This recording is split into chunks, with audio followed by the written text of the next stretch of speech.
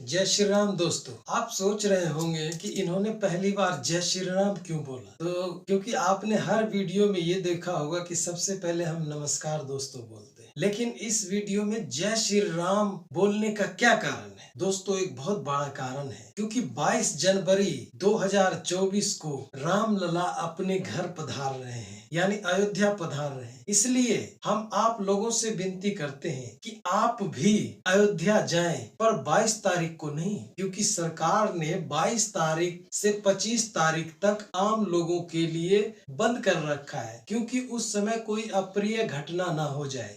इसलिए दोस्तों कहते हैं 1 2 3 4 श्री राम करेंगे बेड़ा पार। सबसे इम्पोर्टेंट बात यह है कि राम मंदिर बनने के पीछे की कहानी बहुत ही भयानक और खतरनाक है। आपको पता है कि ये राम मंदिर जो वहां था वो कब तोड़ा गया? दोस्तों वो साल था 1528।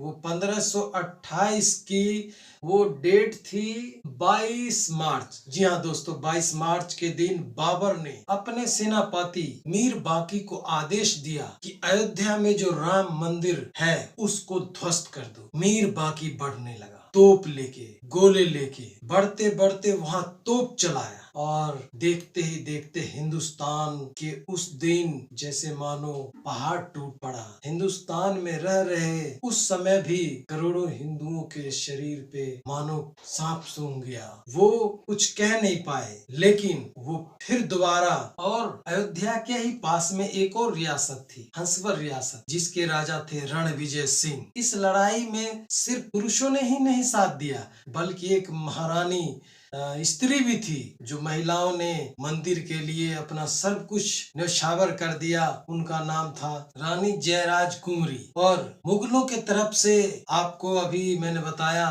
उसका था मीर बाकी सेनापति। दोनों के तरफ से घनघोर लड़ाई चलने लगी, और लड़ाई में लड़ते लड़ते आसपास को जीतती हुई आगे बढ़ रही थी। उसके बाद बाबा महेशानंद को भी अपने साथ मिला दिए, और इस प्रकार महेशानंद और रानी राजकुमारी लड़ते लड़ते मुगलों के छक्के छुड़ाते हुए अंत में वो मारी जाती है, शहीद हो जाती है। इस प्रकार 1528 से लेकर के 1556 तक करीब करीब 10 युद्ध होते हैं। 1556 से 1605 तक दिल्ली पर अकबर का शासन था। उस समय लगभग हिंदुओं और अकबर यानी मुस्लिम के बीच तकरीबन 20 लड़ाइयां हुई, और उस लड़ाई का नेतृत्व हिंदू के तरफ से बाल रामाचार्य कर रहे थे। वो प्राण त्यागने तक वो लड़ते रहे, और आगे का साल आता है 1605 से 1658 तक तकरीबन 10 और लड़ाइयां होती है, और 1658 से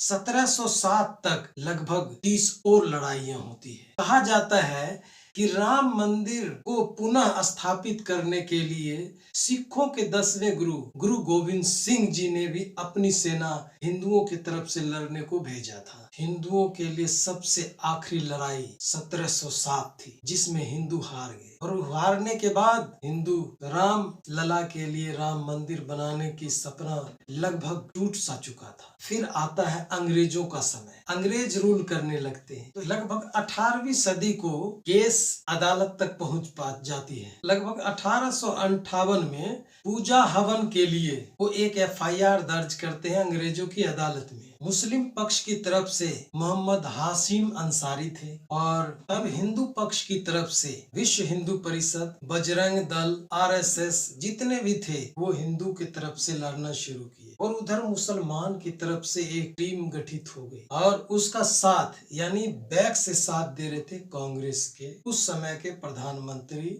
नाम नहीं लेना चाहता मैं। मुस्लिम पक्ष की तरफ से मोहम्मद हाशिम अंसारी थे, और हिंदू महासभा की तरफ से उस समय के नगर मंत्री गोपाल सिंह विशारद थे। इस तरीके से लड़ाई चलती रही, और वो आ जाता है फैसले की दिन। वो दिन था 9 दिसंबर 2019, और उस दिन हिंदुओं के पक्ष में एक स्वर्णिम ऐतिहासिक फैसला आता है, और हिंदू वहां जीत जाते हैं। और इस तरीके से मंदिर बन के तैयार तो है ही। अब 22 जनवरी 2024 को हम इसका भव्य शुभारंभ करने जा रहे हैं, जनता के लिए खोलने जा रहे हैं।